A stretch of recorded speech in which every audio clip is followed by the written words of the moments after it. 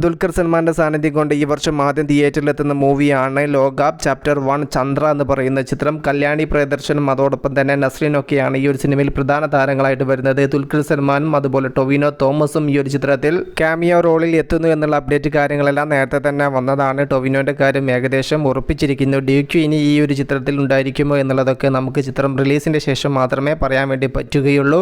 ഡിക്യുവിൻ്റെ തന്നെ wayfarer films ആണ് ഈ ഒരു സിനിമ നിർമ്മിക്കുന്നത്. അതുകൊണ്ട് തന്നെ ഡിക്യുവിൻ്റെ ക്യാമിയോ റോളിൻ്റെ കാര്യം നമുക്ക് ഒരിക്കലും തള്ളിക്കളയാൻ സാധിക്കില്ല. ഡിക്യുവിൻ്റെ വേഫറർ ഫിലിംസിൻ്റെ ഭാഗത്തു നിന്നും വരുന്ന ഒരു യൂണിവേഴ്സൽ മൂവിയാണ് ഇത്. ഒരു 6 ഭാഗങ്ങൾ ഈ ഒരു സിനിമയ്ക്ക് ഉണ്ടാവുമെന്നാണ് ഇതിനോടകം തന്നെ വന്ന റിപ്പോർട്ട്.